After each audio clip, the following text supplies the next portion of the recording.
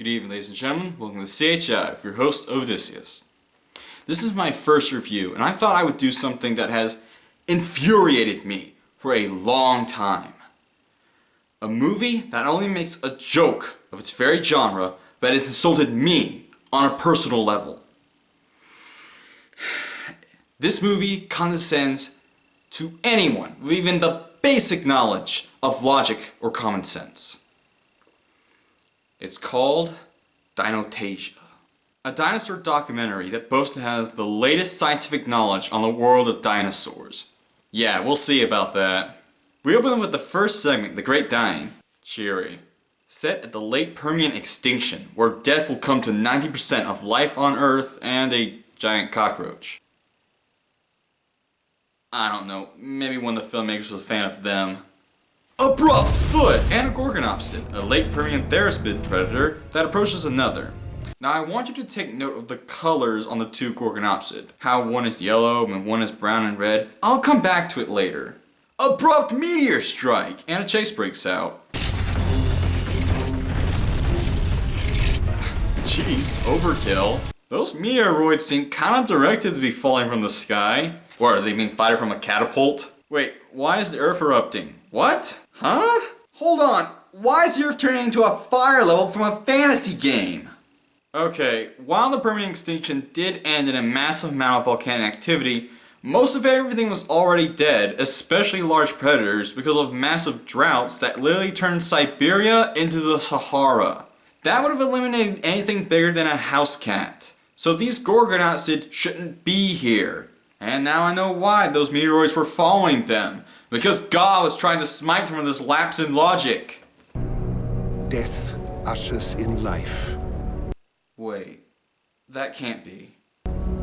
This great dying would create the stage where magnificent actors would strut and tread across hundreds of millions of years. Werner Herzog? Werner Herzog? The legendary German filmmaker, the mind behind Grizzly Man, Cave of Forgotten Dreams, and The Bad Lieutenant, is narrating a dinosaur documentary and he didn't direct or write it? And instead of Herzog, we have a storyboard artist and one of Herzog's regular producers who is usually accompanied by at least 4 other producers and only on every other of his movies. Okay, let's do this. So after the lackluster title, Dinosaur Fantasia, the next scene is in a museum. Okay. But if the bones could rebel, where would their escape lead us? Yeah, I'm just gonna tell you right now that whenever Werner comes on, I'm just gonna put a big fat why! You'll understand later.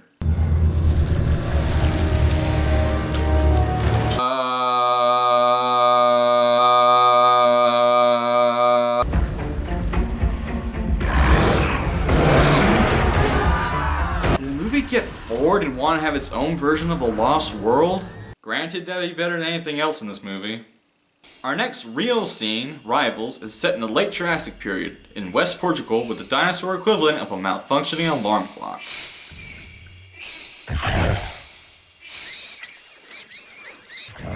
Mothers everywhere sympathize.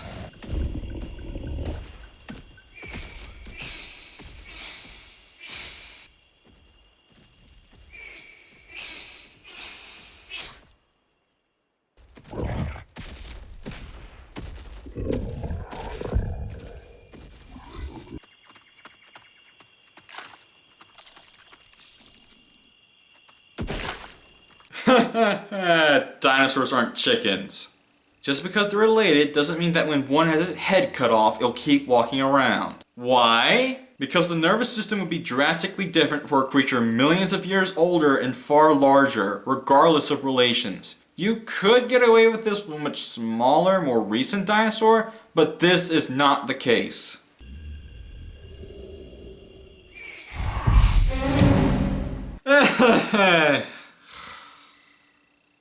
The next morning, a herd of Diherosaurs make their way to a watering hole, and credit where credit is due, we get a pretty nice transition over to an Allosaurus baby and his family. But bones are more interesting than food, and little Al runs off after it. So, of course... What? I know it's a baby, but these sauropods seem kinda calm to have a predator in front of them. Look, the adult left one of her young right next to it. And this is the first of many terrible mothers to come in this movie.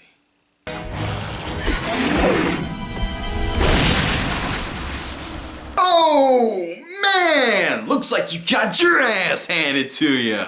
Okay. How many more jokes can I make out of this? Get the new Allosaurus figure with jaw-dropping action. I've heard of a bitch slap, but this is ridiculous. Prehistoric toothache. So that guy walks away, and little Al starts whining, which will call attention to any predators in the area, or his mother, whatever. Ew, I don't want a deformed kid. I'm out of here. Oh, come on. The least she could have done was aid him to end his suffering. It's not like cannibalism is above these animals.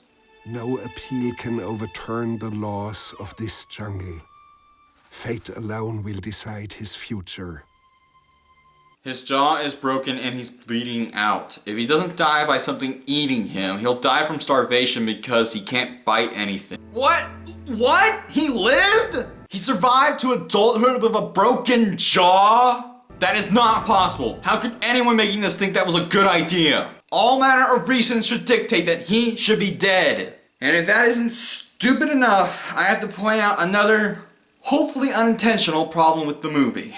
Remember how I pointed out the Gorgonopsid in their skin color? See how the Allosaurus' skin color mimics them? It's bad enough that their skin colors are almost identical, but this sends a more subliminal message to the audience.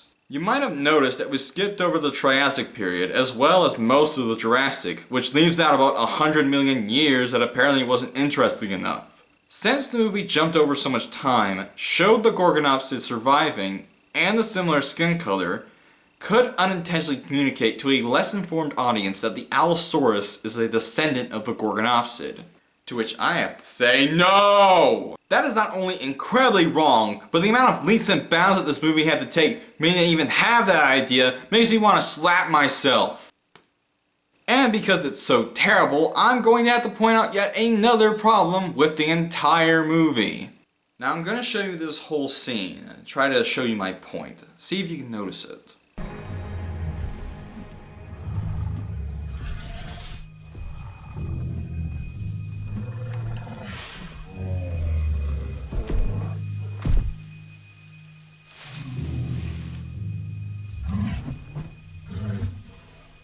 Did you notice the problem?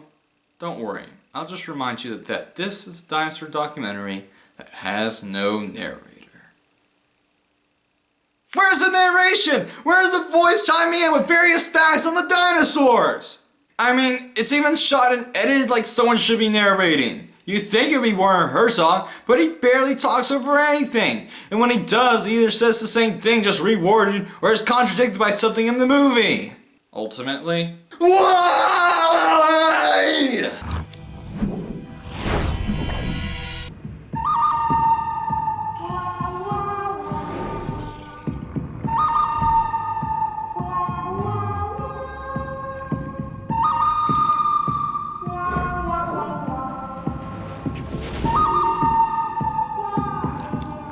Oh my god. You're seriously trying to tell us that it's the same Diherosaurus that broke his jaw 11 years ago? Well, isn't this just the mother of all coincidences? It's not even like Al was searching for this I'm calling him Devo. They just meet each other at this random watering hole. A whole continent and they just happen upon each other? And 11 years is not an excuse. It's just there so they can have a battle of fully grown. Oh my god. This is a revenge story. Which means it has a plot. Something a documentary about animals shouldn't have! If you're going to have a documentary that focuses on animals like this, it needs to be structured like a nature documentary, with events playing out naturally, based on the instincts of the animals, which makes it feel more real. When you put a plot to it, it ruins the whole thing. You might as well be making a kids movie. So Al tries to hunt the wounded juvenile. Gee, I can't tell. Is he wounded? But logic takes a backseat to action scenes, so...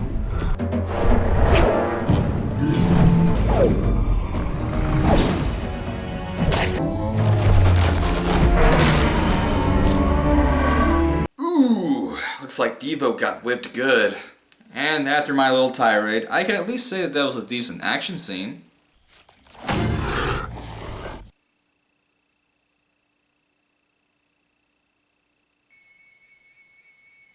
Time is more than a river. It is a fathomless ocean that separates us from what was. Really, movie? Really? Then we get a bunch of scenes that have nothing to do with anything with random dinosaurs and locations, most of which don't show up in the rest of the movie. There is a reason for this. You see, this movie was cut from a 4-part series that aired on Discovery Channel and the Science Channel that was originally called Dinosaur Revolution. But why these scenes are here, let alone in the middle of the movie, makes no sense. They should be at the beginning to help set the tone and introduce the audience to dinosaurs of all shapes and sizes. This just seems confused. Oh yeah, I can totally believe he can drink out of that broken jaw. Later, we cut to China, 165 million years, and wait a minute. Go back. Is that a sauropod with a clubbed tail? Huh, that's really cool. I haven't seen these dinosaurs before. What are they called?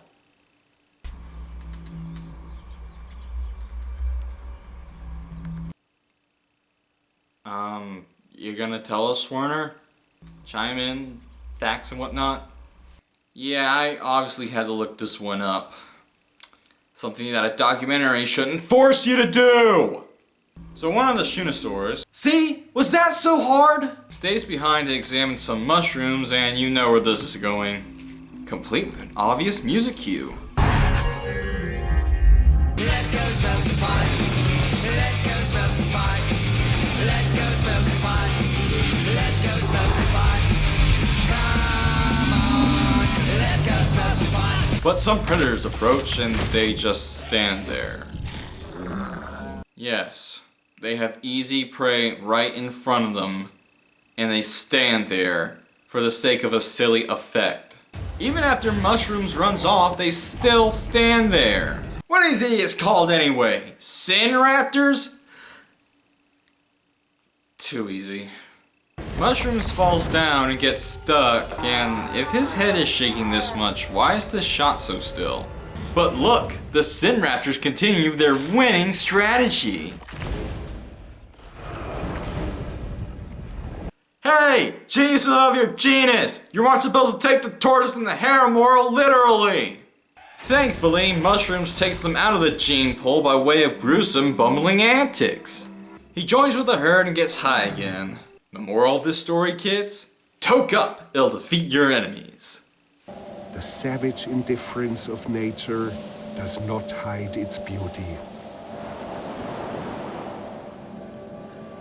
But there is nobody to appreciate it. No poets, no painters, just the art of survival, which was then the only art that could be learned. Brazil, 125 million years. The worst of reptiles in the form of a pterosaur mother.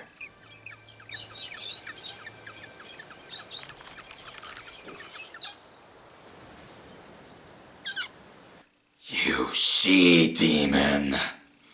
Oh yeah, she starts pushing her chicks off a cliff to humorous effect. Typical kids movie tropes. She gets to the last one, but he survives, and...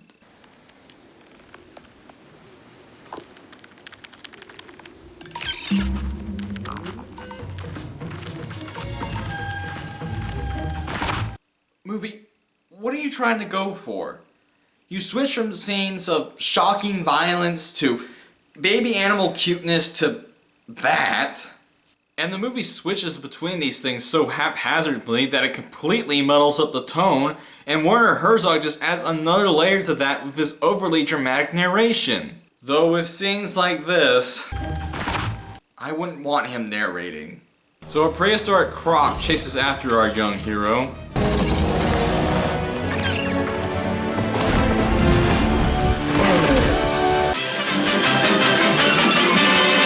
Of course he would fly perfectly on the second try, why wouldn't he? So the deaths make she-demon cackle, but for humorous effect.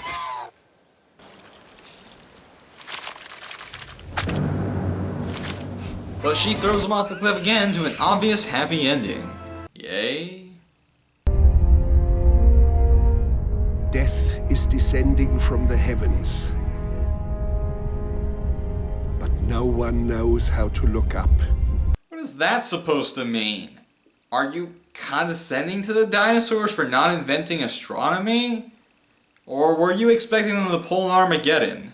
Oh, it's 65 million years, is it? I don't think the meteor was blatant enough. You have Werner Herzog in your movie. You can treat your audience with at least some intelligence. See? That's all you had to show. The time to impact helps to build suspense is a less audience insulting slap in the face. So we reached the end game, beginning with a T-Rex on T-Rex battle.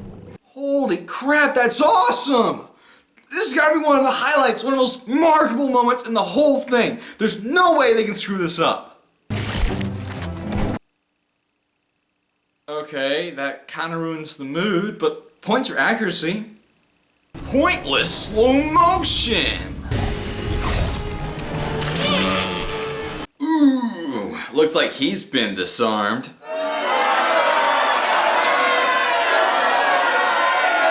The disarmed Rexes ran off by Bully Rex along with a trademark roar.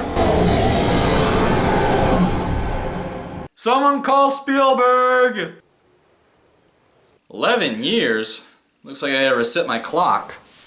So disarmed Rex has settled down, started a family, which is kind of confusing seeing how he lost that fight and just happened upon an unoccupied hunting ground, but that's not a big problem. Wait, is the female Rex smaller than the male?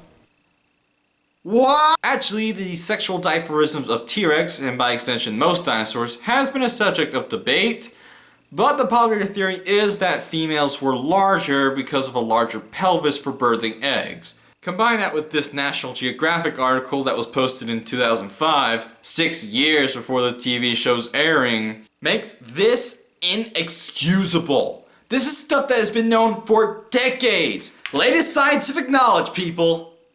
So the young Rexes run off and get separated from their parents.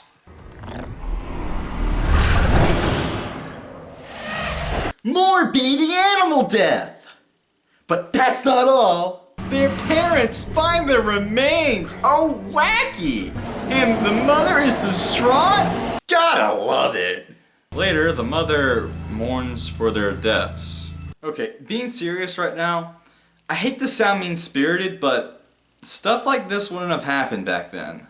While they are related to birds, dinosaurs are still reptiles, which are born with a number of survival instincts, allowing the mother to birth them and then go on hunting and surviving.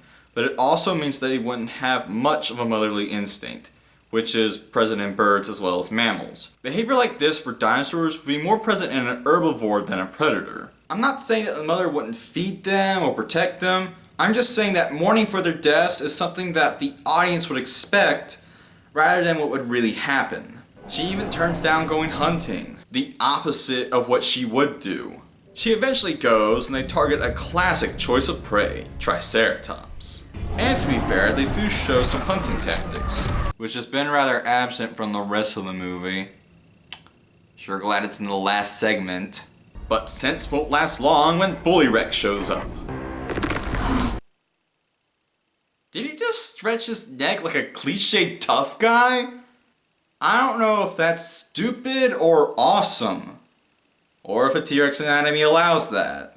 Bully and Disarm approach for battle, but I don't know why the former mother doesn't fight. I mean, this is a fight over food, not territory or mating rights, is it?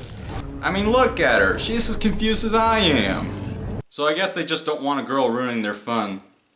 But once again, this T-Rex battle is pretty awesome, as well as brutal.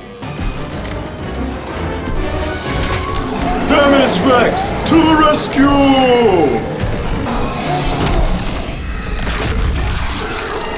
Ooh, I think we found the prehistoric equivalent of a tracto-esophageal puncture. Also, I didn't know that dust makes a perfect hole around blood. Later at night...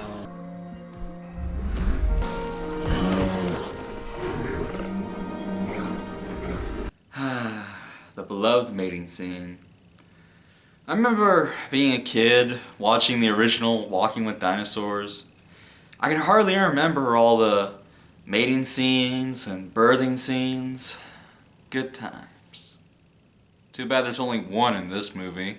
10 years? I just fixed all the clocks in my house, movie! What do you want from me? Ugh. So, Feminist Rex is giving birth, and... wow. That'd be a nice visual. If Dinosaur Planet didn't do it first. Seriously, Dinotasia, is it not too much to ask that you not make me think of better movies than you? At least Feminist Rex is protective of her eggs, and... again, accurate, but do you need to zoom in on it?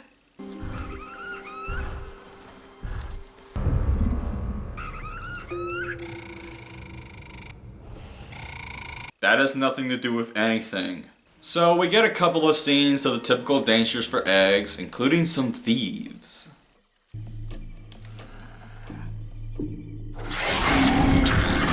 Boo! Boo! How did that 7-ton monster sneak up on them? Also, don't have dinosaur eggs for breakfast, they're way too runny. But we soon find the ultimate evil of the Cretaceous period.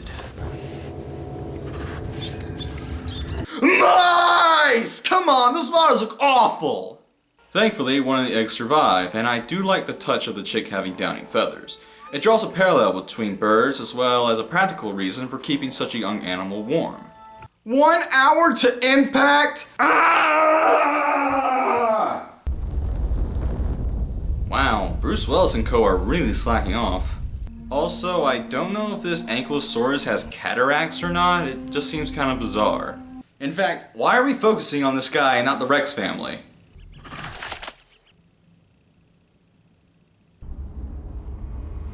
Why does the meteor look farther away than the last time we saw it?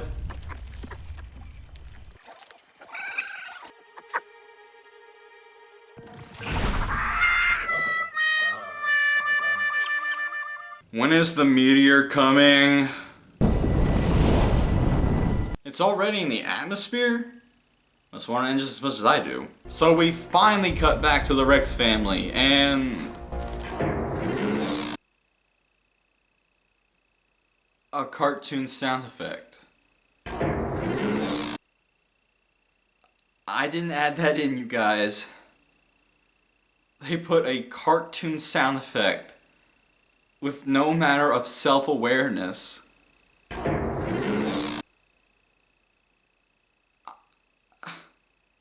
I don't think I've been so insulted in my life.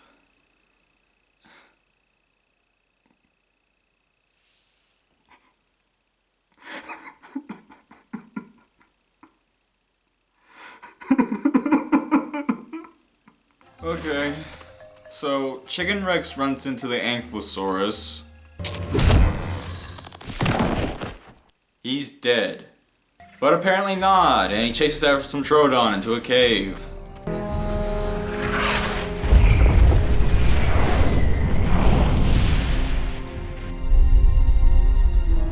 Finally! End this already! So a month after impact... The span of time from our present to this prehistoric wasteland is 65 million years. Wait. It can't be. 3 times as many years separate the last act of our play from when it began. Herzog is actually stating facts? At the very end of the movie? What? So there are some survivors, being only the small ones, since there's such little food, and... What? How did Chicken Rex survive the impact, let alone a month? All the corpses they showed were intact, let alone the fact they'd be inedible from the soot.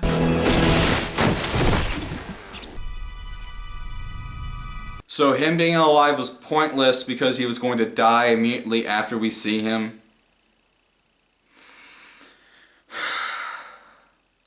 Movie. If stupid was a sport, you would be winning Olympic gold. Saying that, I now have to give the movie some praise for having a segment after the impact. A lot of dinosaur documentaries tend to ignore the actual immediate effect of the meteor for the sake of a happy ending. Anyone want a dino sickle? But in the library of dino documentaries, at least this one tries to have a more sad, realistic ending, despite the condescension and cartoonishness of the previous scenes.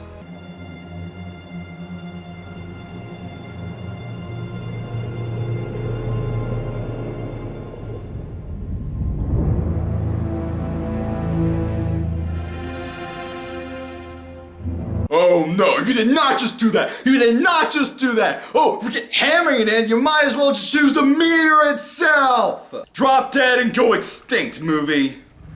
I honestly don't know who this was made for. Werner Herzog, along with the same creators of some of his other movies, what interests an older audience but the... Along with the plotting and the scientific inconsistencies are just a joke. And I doubt that parents of this day and age would allow their kids to see such gore and violence. If there's anything consistently good about this, it has to be the dinosaur models, which show a lot of work and detail. The battles are also pretty good, but the setups for them are idiotic. It can't just be that they want to eat and survive. No, we gotta have revenge stories, which completely guts the whole thing. And Herzog's narration of the art of survival rings false and ultimately pretentious. In conclusion, it's stupid, condescending, poorly made, and it commits the mortal sin of wasting Werner Herzog.